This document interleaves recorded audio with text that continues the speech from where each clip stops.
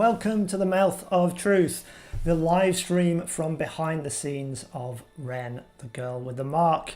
Season 3, Episode 3 has just dropped here on YouTube.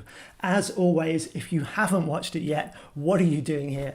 Go over and watch that now, because there will be spoilers as we discuss this evening's episode with my special guests, who I'm going to bring in right now. Hello, LaToya. How are you doing? Would you like to introduce yourself? I'm good, thank you. Yeah, so I'm LaToya Harding, and I play Commander Tharkan. Fantastic. And Joe, can you introduce yourself, please? Hello, I'm Joe Lewis. I directed episode 3. Fantastic. And Ash? Hi there, I'm Ash Finn. I'm a writer and production designer for episode 3. Brilliant. And we can see a little bit of that production design behind you there. Yeah, I'm joined by my friend Montfort. Yes. Brilliant. Well, thank you all very much for joining me tonight, and for being such crucial parts of episode 3, which I can see we had quite a few people in the chat enjoying that. Hello to Mike Rhodes. He's always been a brilliant supporter of Ren and some of my other projects. Thank you so much for watching. If anyone has any questions for any of our guests tonight, please do put them in the chat, and we'll try to get through as many of them as possible. Hello to Partners in Dub as well. Another amazing episode, they say. Thank you very much. So let's dive straight in with Joe.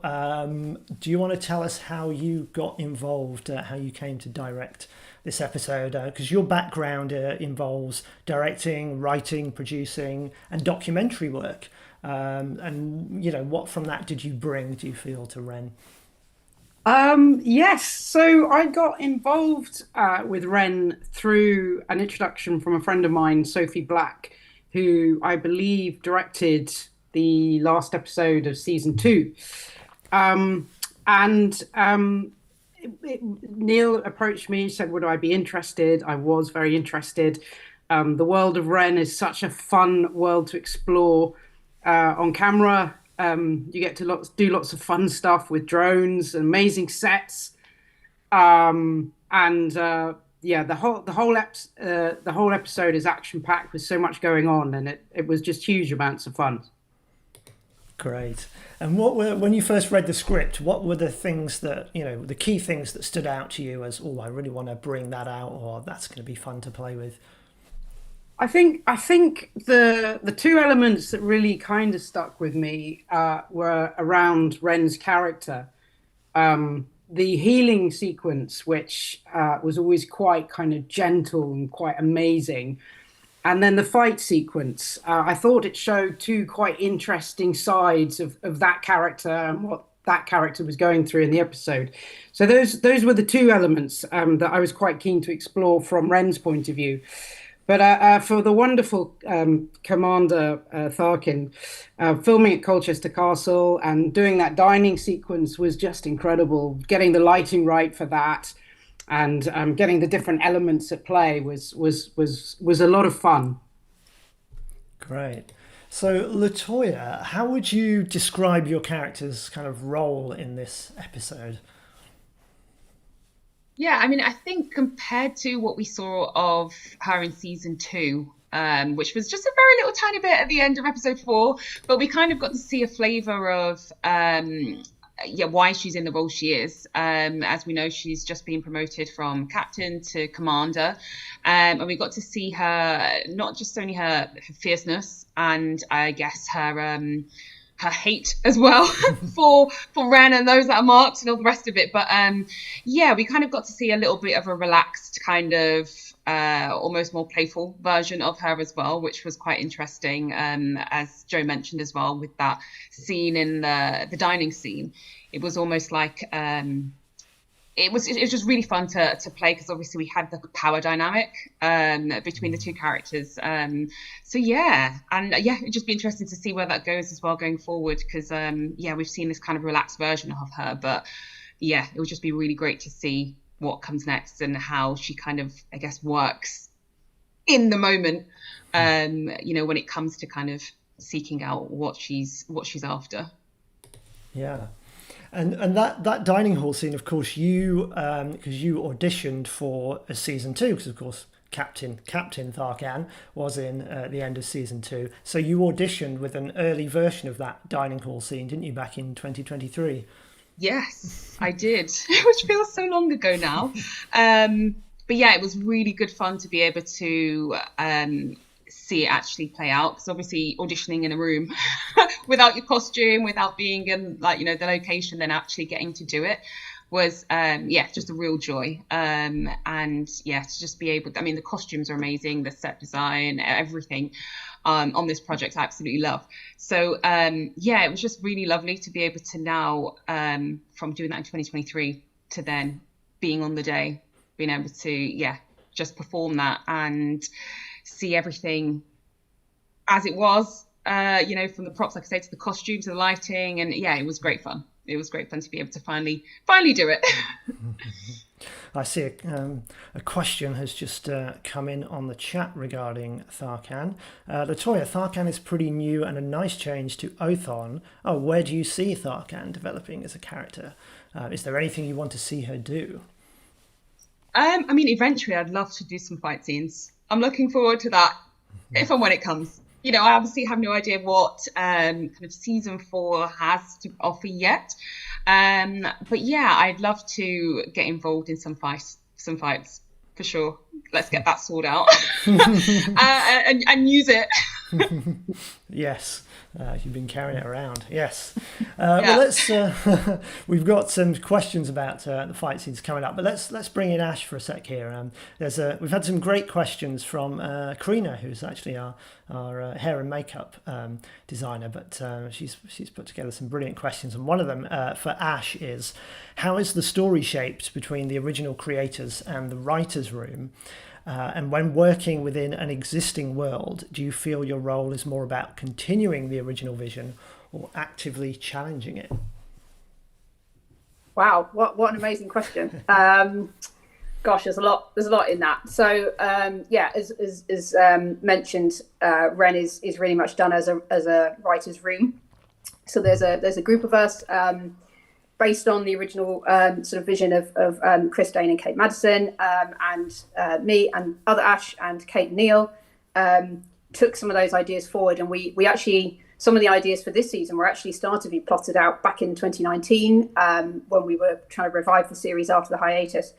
And we sort of got together in this little cottage, and we threw all these ideas together, and some of the characters like Tharkan kind of came out of some of that discussion. So she's been around a really long time. Some of the stuff with the Archivist and his story started to come about in those sessions as well.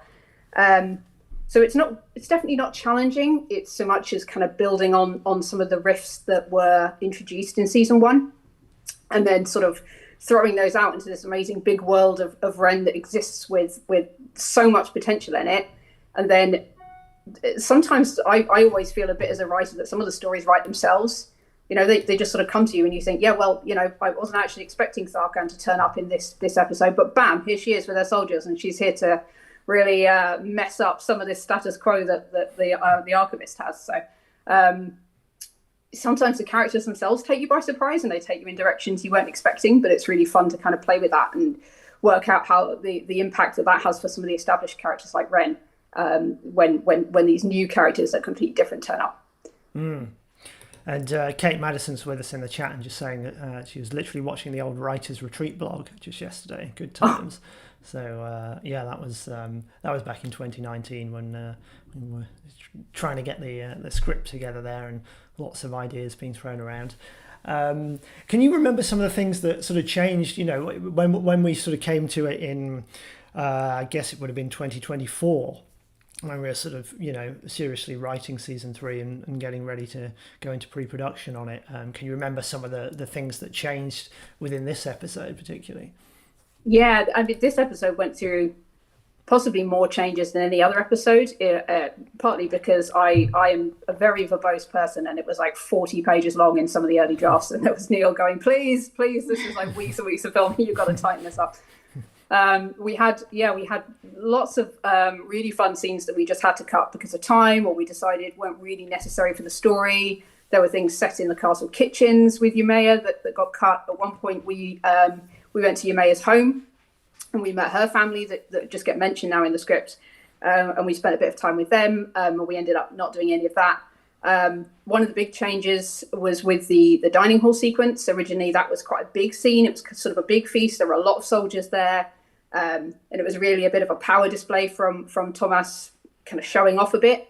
And actually, that got pulled right back to this much more intimate scene with just Tharkan and Thomas. And that was a really good call, I think, because it really emphasizes that power dynamic that you were talking about, LaToya, where you've got these two really ambitious, really kind of scheming characters that both think they're kind of getting one up on the other, but they're not really quite sure, how much information does the other person have. I've got to kind of make my status here, but I've also got to seem like I'm really on their side.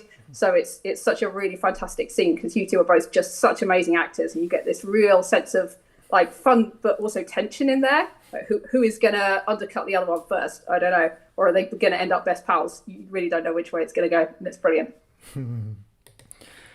Yeah, there's a real atmosphere in that scene, which is great.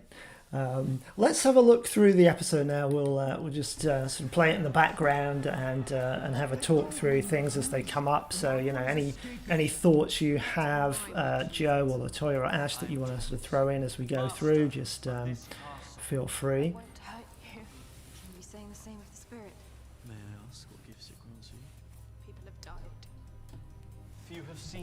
Another good question we had from Karina was there ever a moment where your instinct as a filmmaker clashed with the reality of the production?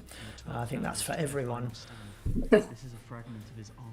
I believe this is no battle plan survives contact with the enemy is definitely a thing in filmmaking. There were definitely a few moments where I thought, what on earth have I done? Why did I write it like this? This is so silly. I should have thought ahead. I was going to have to build this. I didn't need this much challenge in my life. I just remember the first time I looked at the set and all that incredible detail everywhere. I think that's one of the most amazing things about Ren is how incredible every department is on the show and how much work goes into it. And it's just such a joy to film because the world is so well thought through and thought out, and all the attention to detail is so amazing. Yeah, no, I agree with that. And like even with the book that just came up as well, and just like looking at it, and just like the hours and the effort that go into like every area. I remember at the premiere, I came with my friend and she's completely not in the film industry, and I had to keep whispering like, they did all this from scratch. And yeah, it was just amazing. And I think, whether you're in the industry or outside of it, there's just such a huge appreciation for like every area, in this production. And Commentary Lennial in the chat is saying, does the spell book actually have the recipe for the spell written for real? Ash, you can answer that.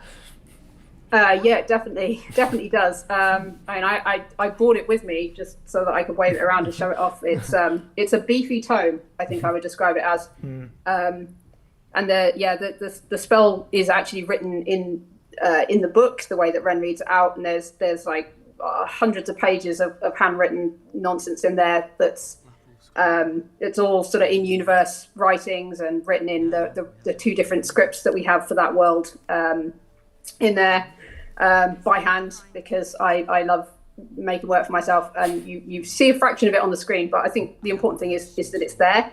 So even if you don't see it, the actors know it's real, and they're touching something that really feels like it's a handmade book, it's hand bound, it's handwritten, it's got real parchment sheets and things like that. So they don't have to spend part of their energy pretending. They can just put all of their like creative vision into being that person in a real environment. So that's really important for me as a production designer to try and make the universe that the characters are inhabiting as real as possible. So that just gives them like the best chance to do the most amazing, performance that they can give. I remember when we were filming on the set, I sort of set myself a challenge to try to set each scene in a little different bit of the set, just so that we could see it. Because I was like, we have to show this because it's so amazing. Yes, well, and there's the painting, which of course is behind Ash at the moment. We should shout out to Corinne Sowan, who designed that. And did she do it in? Adobe Illustrator or something? Do we know exactly? It was done digitally, right, Ash? Yeah, it was a digital painting that Karine made based on sort of a very, very rough description that I gave of, I need a sort of a bit here and then this guy up here and then some stuff down there. And Karine did put in so much work designing that painting, and then I kept going back like, can you tweak this, and can you move that guy, and can you add this thing in this corner, for the things at the time that must have seemed incomprehensible plot reasons, and she just did this most amazing job, delivered me this painting, and then we were able to get it. It's actually printed on a canvas and then hand painted over to kind of give that. You can see with the lights on it, it's got this kind of texture that makes it look like an actual oil painting. Which was, it was an absolutely amazing thing. It was pretty much like exactly what I had in my head. Karine was able to put together somehow. It was brilliant. Yeah. Mike Rhodes is saying the wardrobe's been amazing since season 1. It really brings the world of Ren to life. How long does it take from design to screen? Well, funnily enough, we posted on Instagram this morning a little video of Hannah, our costume designer, talking about that, and I think she said it's between a few weeks and a few months, depending, and the work sort of expands to fill the time. You basically start as early as you can, the costume department was definitely painting and sewing and dyeing things right up to the last minute. As was the as your department, Ash, I suppose.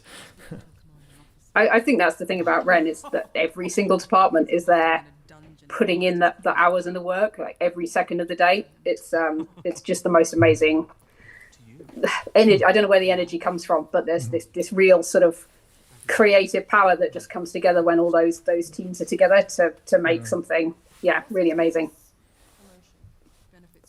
And here we are at the dining hall, which is the medieval barn, our farm, Burley Hill Farm. And that's a TV behind LaToya, playing a video of a fireplace. Yeah, this part of the farmyard where we film Ren, this has been an excellent building for us. We've used this a lot. We've used it already this season. It's the same building that Ren's bedroom was in episode 1, but the other end of the same room. And we've used, it's the same physical fireplaces in Ren's bedroom, but painted and dressed up differently. There's different things on the walls. We've really made use of the arrow slit windows in here. And actually, if you go back and watch season 2, it's in fact the same physical space that Sol's Tavern, Smoke and Ember, is built in. But for that, we had a fake door and we had fake windows, and so the whole thing looks completely different. But it's the same. It's the same actual barn. And it's shot during the daytime as well, so we had to sort of black it out and light it for night. With candles, I wanted candles everywhere. I wanted a real Wolf Hall feel to it, and the lighting is just so spectacular. I love the lighting in the scene so much. Thank you. Dreamlight Pix is asking how much of a challenge was it to light such a large space on a limited budget. And I don't know if he was talking about that dining hall or a previous scene, but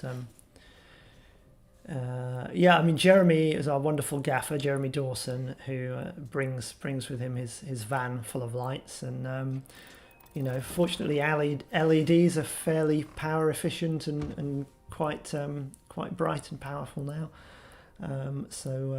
We manage it with a lot of work from Jeremy and Nicholas, our Spark.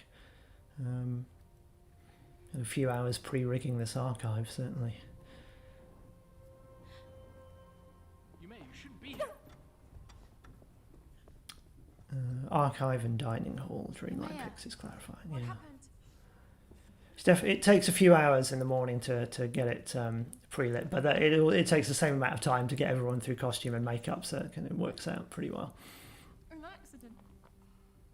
I didn't know where else I could hide. Someone was asking what's the hardest bit in this episode to direct, Joe? This is going to... I don't think any bit of it was harder than any other. I mean, you do shoot at quite a pace. That's probably the hardest thing about it. There's almost not a lot of time to think. you just kind of crash forward. And actually, I do remember when we shot the dining room scene, that did take a little bit of time to get the coverage. And I remember being very aware that there was a very hungry crew who were kind of looking at their watches, wondering when we were going to finally get to lunch.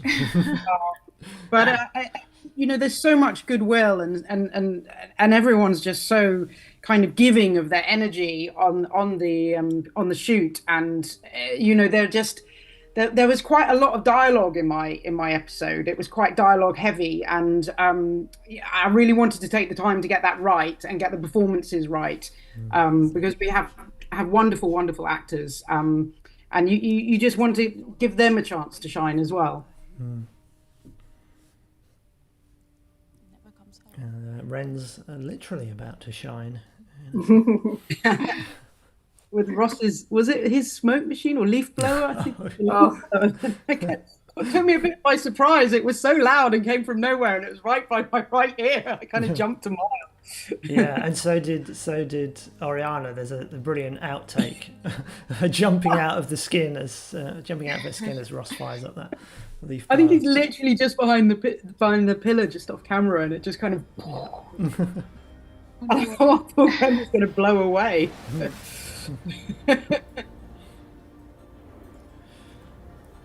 Yeah, the effects in this are just absolutely amazing.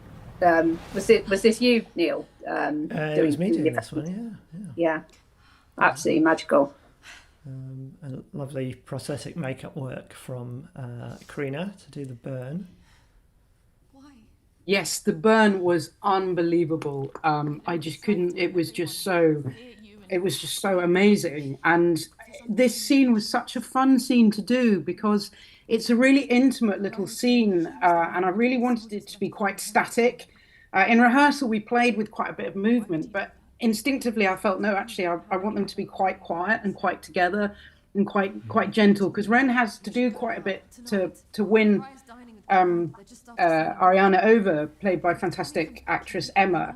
And she really manages to get her to trust her and get her to what is actually quite a frightening concept, to put your trust in somebody that you've been taught all your life to fear. And then here we have this amazing fight scene that Ronan put together, a wonderful fight director. And I'd never directed a fight scene before. Is one of the things that I was kind of most interested to have a go at. And it was so much fun putting it together. But we were playing with this drone shot on the set, and the drone kept crashing into the set and then not working again. I think we went through 2 drones. 2 sets of propellers, certainly. And now we're back in Colchester Castle, which was an extraordinary location to film in. I hadn't quite appreciated how much work we were asking people to do. Some of the scenes were in very small kind of places in the bowels of the castle where you had to kind of crouch down really low with all the gear and all the equipment to get everything down there. And I was like, the incredible secret door that was built from scratch in this tiny space, and it just sort of suddenly appeared. I was like, oh my goodness, there really is a secret door. It was just fantastic. I think filming in Colchester gave the whole scene a really incredible atmosphere. And Commander Tharkan comes in at one point, and you were absolutely terrifying. I was terrified of you. I was like, oh my goodness, this bit here. It's like, so commanding.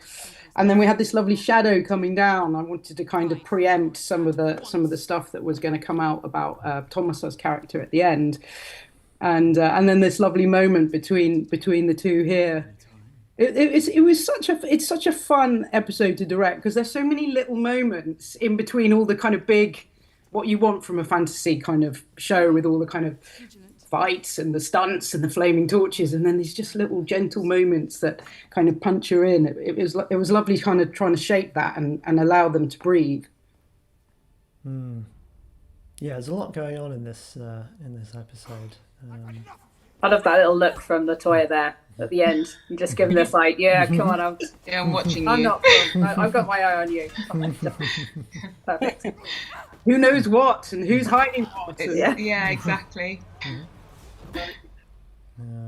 And this is Xander Turian, by the way, is the stunt performer here playing the guard who did that lovely. It was amazing. It was like, just diving head first off things or backwards off things, and it's like, oh yeah, shall I just now bash my head against this thing? Yeah, go on, do that. Go on, bang, crash. It's like, wow. That's going to happen. Not until this. And then this final confrontation at the end, which was just like, whoa, trying to kind of dial up the tension. And Florian just gives the most amazing looks. His looks are just so chilling. It was like, got to get that close up. It was just incredible. Yeah, the chemistry between Florian and Oriana in this, and it's just amazing. They did such an incredible job the whole way through. But this scene is one of their most compelling scenes, I think, that they did together. It's brilliant. And I'm so pleased we got to use the stairs on the set, because I was like, oh, there's a set and there's stairs. Oh, we got to use the stairs somehow. So it's like up and down the stairs. Yeah, inspired by the library in Buffy the Vampire Slayer, I believe. Yes. Where was it? Yeah, I looked at a lot of images of libraries and museums and really complicated spaces, and it just needed some height. There was no way to just do it on a flat surface, so we looked at sort of central platforms that people could walk up and down, balconies and things like that. And this sort of mezzanine worked really nicely in the designs. And then obviously building it was an entire separate thing. But I was really pleased with how it came out. Isn't it? Yeah, and it was great. As Joe says, we were able to shoot over the course of the season. We were able to shoot in every corner of it and really show it off. Because in fact, this fight scene, right up to the second to last draft of the script, took place in the corridors and the staircases around the castle. So we were going to shoot it on location at Colchester, and it was a last-minute change to move it into the set, which saved quite a lot of location fees and things, and just got more use out of the set that we were building anyway. So yeah, really glad we did that. And it meant we were less limited on filming hours as well, I think. Alfie Clee1 is asking, what was it like trying to organise a fight in that space with so much other stuff? Was that an opportunity or a challenge, do you think, Joe, the amount of stuff that was in that set?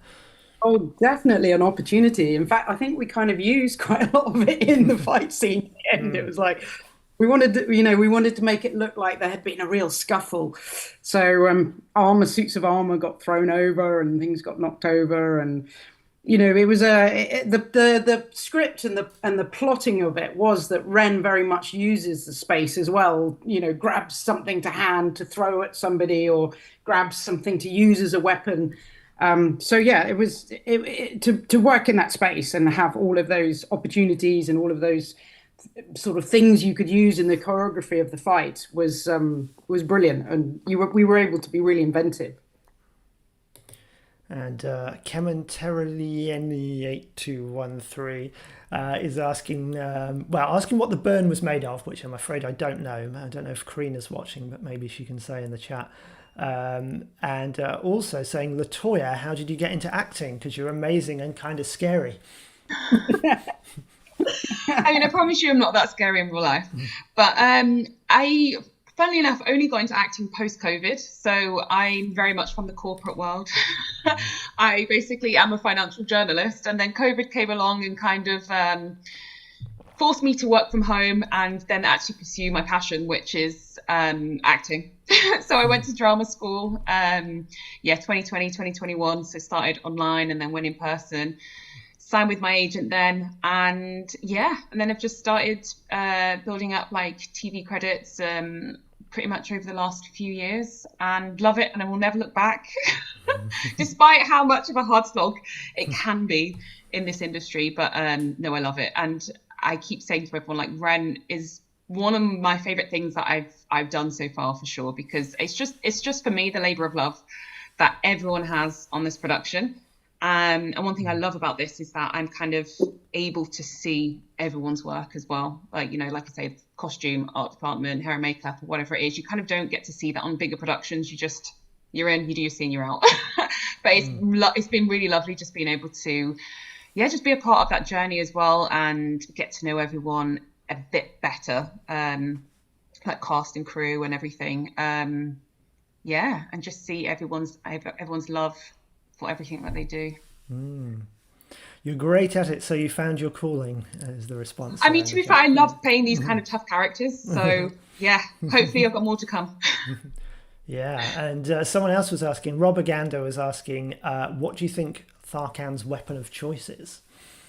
I mean, she does carry around that sword a lot, so I'm guessing a sword, although I'm very good personally with a bow and arrow. So, you know, if she steals one from someone in the scene, I'll happily shoot some arrows. That's my weapon of choice. I've done archery for years, but I think she's a sword girl. Yeah, excellent. Well, bear in mind the archery certainly for the future. Let's have a little look through some behind the scenes footage from the episode.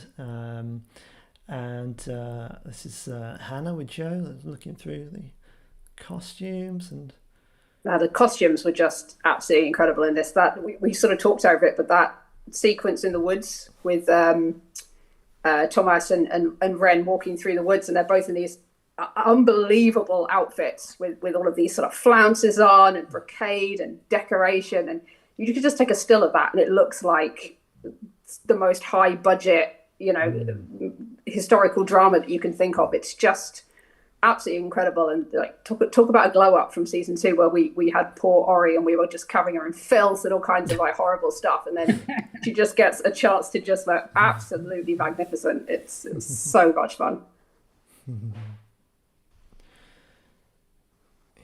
And here we are on the archive set. Interesting question here, another one from Karina. Was there a choice you weren't completely sure about at the time but decided to trust anyway? I guess that's a question for everyone. I know we wondered if this set was too big at one point. We did, yeah. And it was quite big. It was, well, I guess it was really sort of 3 sets put together, because there was the big main archive room that you can see here, the book nook, which is the sort of library where the scrolls and the spellbook are kept.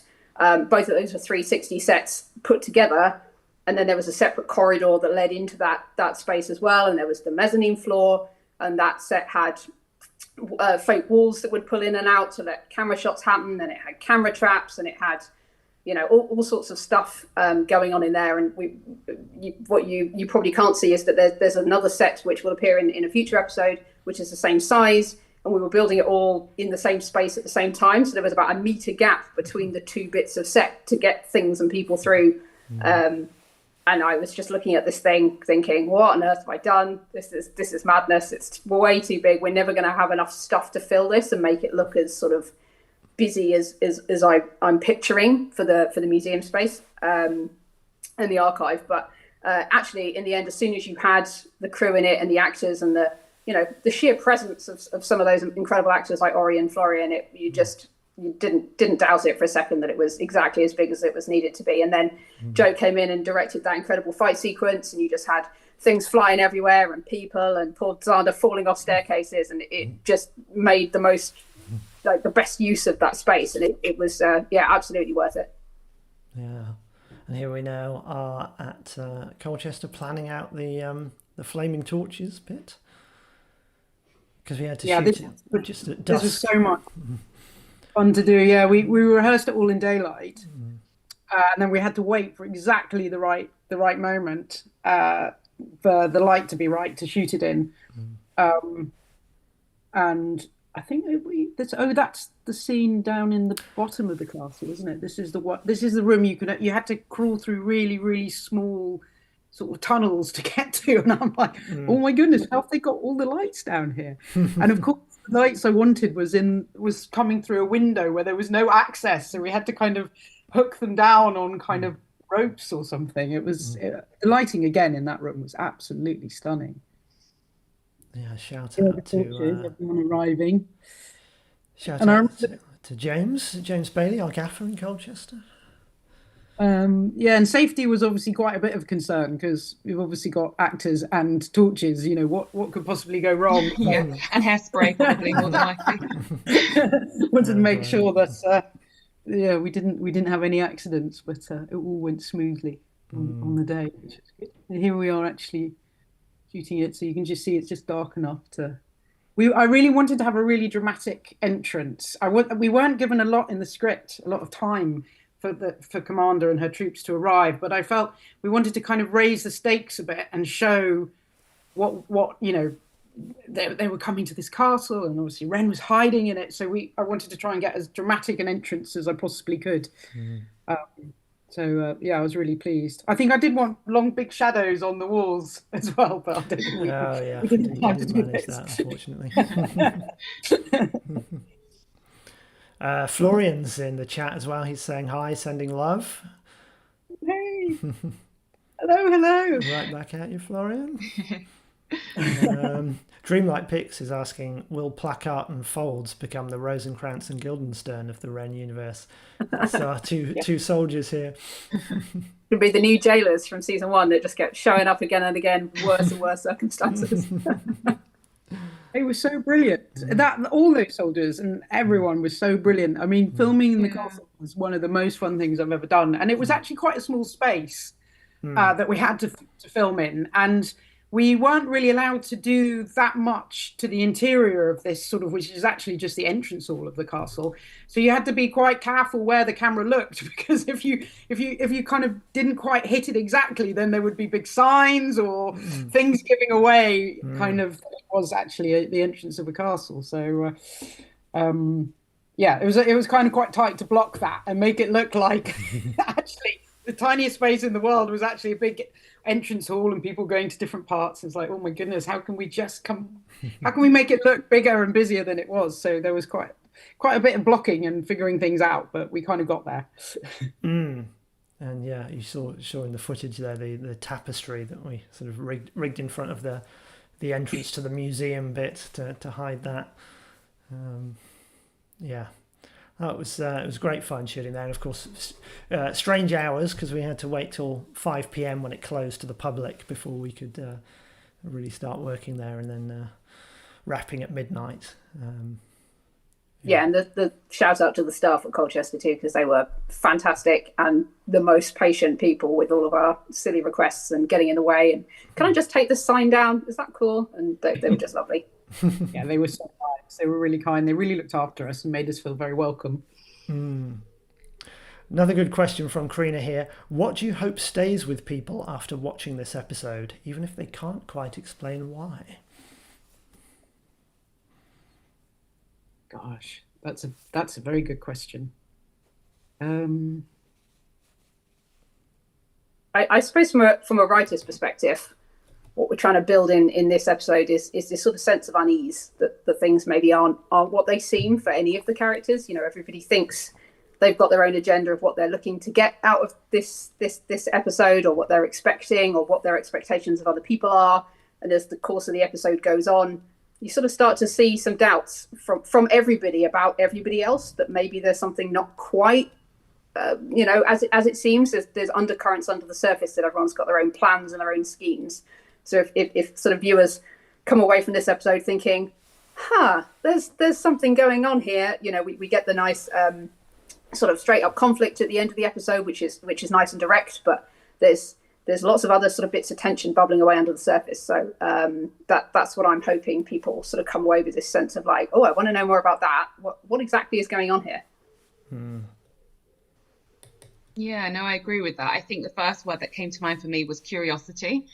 Especially, you know, episode 3 being literally the midway point of the season. It definitely is kind of like a bridge to, because so much happens in this episode. It's definitely a bridge to more what goes on in obviously the next 2. So it's just, curiosity around what's happening with, I think, each and every character, what's happening with Hunter's character. We don't really see much of that now, but obviously we've got more to come. And then what's happening with Ren and her powers, and then obviously what's happening with Thomas Featherwell Rye, you know, who is he? We kind of see a bit more flavour of that, and then also with Halea as well in this episode. So yeah, I hope curiosity is something that, you know, viewers will take away with them for this episode. Cool. Yeah, I think that's a really good shout. I think I felt a responsibility to kind of, that I'd been thrown the story ball from earlier on, and wanted to kind of set something up so that I could then pass it along the line. So yeah, we're very much trying to kind of set up intrigue and trying to set up little hints about what may be coming further down the line. Yeah, well, you did that brilliantly. So yeah, we'll look forward to the next instalment next week. In the meantime, we have had news in the last couple of days. Great news for season 3 kicking off its festival run at Die Serial in Germany. We've received 6 nominations for awards there. Best Series, Best Production Design, so congratulations Ash and the team on that one. Best Costume Design for Hannah and her team. Best Cinematography, I don't know who did that. I thought it was a bit rubbish, to be honest. Best Original Score for Rob Westwood, and Best Leading Performance for Oriana, very richly deserved. So congratulations to everyone for making the series what it is, and fingers crossed to come home with a trophy or two from Germany in June. Thank you everyone who's putting congratulations in the chat. That's wonderful, and thank you for supporting it, because of course without our viewers, without our backers, we couldn't make the series at all. So thank you to everyone.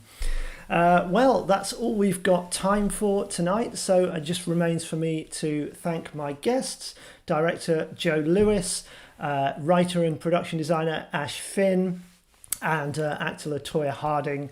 And next week at the same time, we will be joined by writer-director Ash Maharaj and actors Alexander Hackett and Helen Fullerton, aka Hunter and Sol. So do tune in and join us for that one. Enjoy the rest of your weekend, everyone, and see you next week. Bye.